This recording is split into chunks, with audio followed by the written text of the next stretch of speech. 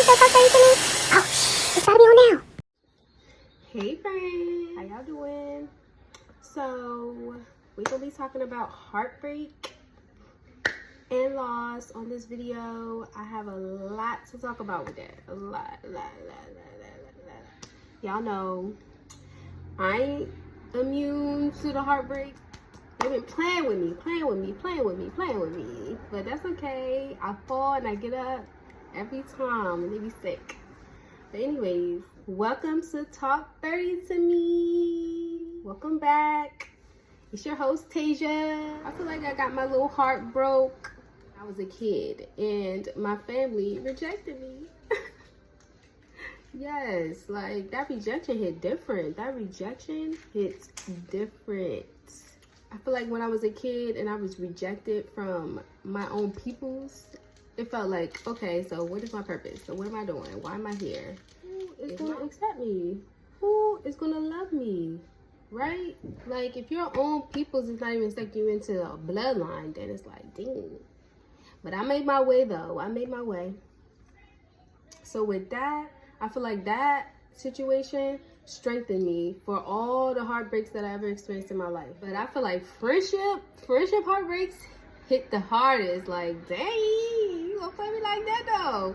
Because I am too loyal. Like, I think sometimes I'm way too loyal to a fault. Like, I be so loyal to the point where I'm gonna ride with you until you make me not ride with you. Like, and that's bad. Like, I should have like a little more boundaries with my peoples, but I just feel like everybody makes mistakes. Like, and if I made a mistake, I would want somebody to give me that grace to, you know, come back, apologize or whatever. So there's different stages that you go through when you experience heartbreak, loss, grief, whether it's death, whether it's just a loss, like somebody left your life, whether it's you lost a friend, you had a heartbreak. All those things, you go through the same stages of grief.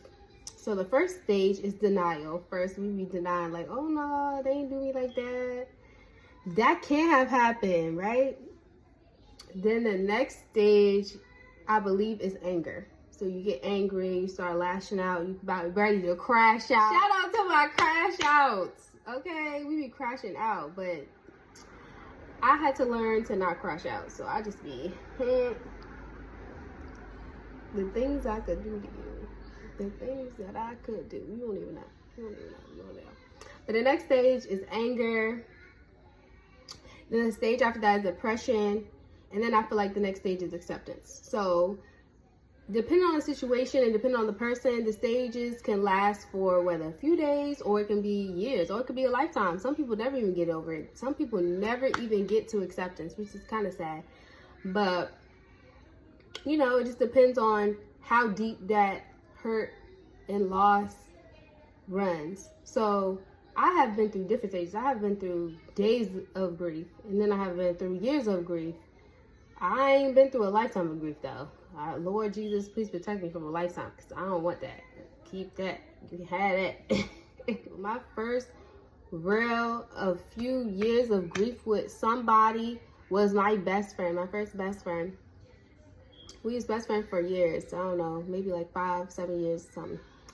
And I don't know, they just stopped talking to me. And I had to literally sit in that. Like, and you know, when somebody just stop talking to you, just ghost you, don't give you no explanation, like, you have to try to figure it out. You still have to go through those stages of grief. You still have to pick yourself back up. Like, okay, this is what happened. And this is what I'm about to do about it. Because you got to take your power back. Ain't nobody about to have all that power over your life. So when that happened, mind you, this is somebody I talked to every day, was with every day. We did everything together and all that. But like, as soon as I lost that friend, I was confused because I didn't have an explanation. Now, sometimes you get an explanation, but I didn't have an explanation. So I was just like, what did I do? What should we do? Like, my heart was in shambles. What I did was basically just take it day by day. I just learned to just accept their decision. Like, that is up to them. Like, that's not up to me. If somebody feels like you have ran your course in their life, you have to accept that. You have to accept that you are no longer a part of that person's life. And I will always love every single person that I have lost and that has broken my heart and all that. I will always have love for them, because when you love somebody, the love never goes anywhere. Like, you still gonna love them if you truly love that person. So I always wish them well. I always pray for them. I always hope the best for them, with or without me, like, because that's just how I am. When I go through some heartbreakers or loss, I'm not blocking nobody. You not getting blocked. You gonna see me. You gonna see me everywhere you go. Yes, you're gonna know that I was there. Hello. Don't play with me. The best advice I can give for going through a heartbreak is to get up. Don't lay down. Look, don't let them leave you in that ditch. You better get up. You better crawl out. You better get dressed. You better show up. You better show out. And you better let them know what they missing. Because most of the times they can't even handle your loss. They missing you low key.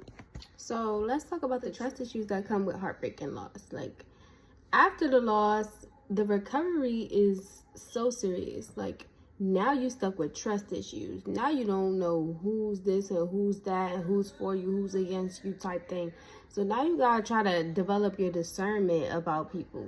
And sometimes you can also rule people out that's actually there for you, that actually wants to be a good friend for you, and hold out a little bit. So like for me, now you just kind of like guard your heart a little bit. Like, you guard your heart to the point where you don't even want people to know. You just want them to know what you want them to know. Like, you're not really trying to invest into getting to know people, put yourself out there, because it really is an investment. It really is about having trust and faith to open up your mind and your heart to someone else, whether it's a friend, a relationship, or whatever it is.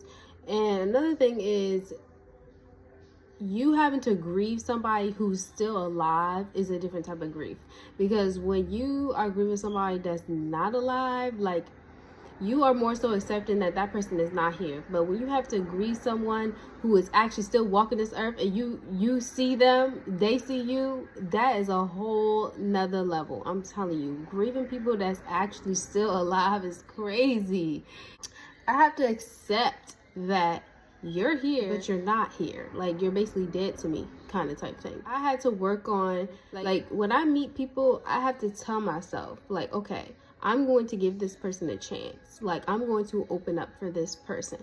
And that takes a lot from me, because, like, F these people. But, like, to have you, it's not good to turn your heart dark. Like, I like to keep my heart open. I still am loving. Like, I'm loving at my core. So, like, I can't just turn cold-hearted or say F these people, F that person, or just turn my back on people and just say F society, F the world, right? Like, that's not my heart. So it's hard for me to do that. I'm still going to try to love, and I'm still going to show love, because that's what's in me, is love. So I also feel like God removes some people from your life also for you to find yourself, because sometimes we use people as a crutch and never get the time to figure out who we are, what our purpose is, what we're doing here. All of our decisions, all of our ideas are not dependent, but influenced by our surroundings. That's why the Bible says bad company corrupts good character. So, like, the people you have around you sometimes can corrupt your thinking, your way of living, your choices, and actually hold you back from certain things. So sometimes you think that person is doing something to you, but God is doing it. And He's preventing things from proceeding, to move you forward, to launch you forward in life, to get you where He wants you to go. So, like, people feel like, oh yeah, I'm just gonna ghost them, I'm just gonna block them, but, like, if you have a certain character, if you're on a certain level, you're not gonna just ghost anybody, because you're putting that person through unnecessary grief, unnecessary trauma, right? You don't even know what you're doing to that person. Like, then they be like, oh, well, I don't owe nobody no explanation. I don't need to say you don't owe nobody nothing. Nobody owe you nothing. So you blocking them, you ghost them, but they don't owe you nothing. Everything is grace. Everything is a gift. Your gift to them is to communicate. This is a choice. Everything in life is a choice. It's not owed to you. So you tell me, so I don't owe them. Okay, but if you want to receive a certain thing, then you give a certain thing, because you're gonna reap what you sow. Okay, don't be bad when them tables turn. See, that's the thing. People dish out what they can't handle. Like you doing something to somebody that you could never in a million years handle. Like the things that I've had to handle and deal with, those people that done that to me probably could never in a million years. They probably wouldn't even have made it. They wouldn't even have made it through it. But they looking at you. That's why they be in shock when they see you still doing it. They see you still showing up. They see you still smiling. Because they're like, dang, I would have never made it. No, you wouldn't. It takes a different level to show up like a king and queen. We're the ones who make decisions in our lives. And every decision counts.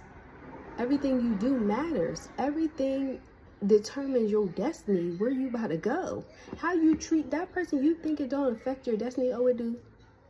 You're not about to get away with that. If you think you want to treat somebody a certain way and get in certain rooms, you're not. Sorry, buddy. Try again. You didn't pass that test. You thought you was big stuff until you get that same situation again. Till your heart is broken again. Thought you was doing your big one, huh?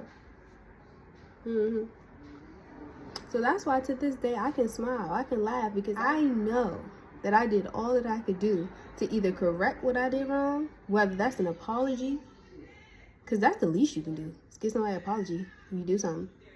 And that's the least I'm going to give somebody. If I learn later, or I learn at any moment that I did something to hurt somebody, I'm going to apologize to that person. Because you don't know how much an apology can take somebody. Just you acknowledging the existence of something. People don't understand that. People think they're so powerful by withholding things, but it really actually shows how weak you really are. Because if you're really powerful, you're gonna give. No heartbreak, no loss, no hurt, no betrayal is gonna change that. And that's the key. You're not gonna want to see somebody else be in pain if you really are powerful. Right? So a lot of people are just weak out here, and then when they see you, now they're confused. They're like, hold on, I went through the same situation, and they don't understand. It takes another level to move in this life. And then don't have no children. Ooh, let me not get started about that. Okay, we not even gonna go there, but yeah, because now we getting too deep, you know. The wisdom, see, that's one thing I am so grateful for. The pain has brought some wisdom that this world can't even comprehend. Like, I'm so grateful for the wisdom of how to maneuver through these plays that people be making. Because these people think they making moves. They think they got the victory. They think they won the Super Bowl. Till they see you coming. Till they see you moving, then they nervous. They're like, oh, shaking in their boots. It's so funny because I had a situation where people always be like, wow, I didn't expect that. Don't you love when people don't expect what you're gonna do? They don't expect your moves. People expect you to hurt them. People expect you to, break down. That's what they expect. But when you do the unexpected, oh wow. They're confused, very confused. You gotta be bold in this life. You gotta be brave in this life. You can't be scary. Because only scary people run and hide and withhold and torture and abuse. Only scared people do that. Only scared people are defensive. Only scared people don't love. That's fear. The opposite of love is fear. Either you love or you're gonna live your life in fear. You're gonna live your life in love or you're gonna live your life in fear. But y'all, I just have too much wisdom. Like, I done been through so much. Like, you just learn how to move. You learn how to get yourself back up. You learn that when you can't control somebody, you can't control the situation, you know how to control you. You know how to take your power back. You know how to control your life, because you're in control of your life. Nobody's in control of your life, no matter what they do. They can't control your life. You do. They can't do nothing that you don't allow them to do.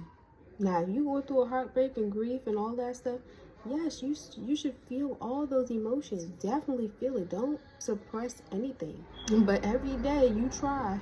So I be shooting all my shots. Are you gonna catch it or not? I'm gonna do my thing. I'm gonna do my thing regardless. How you respond that's not up to me. Yeah.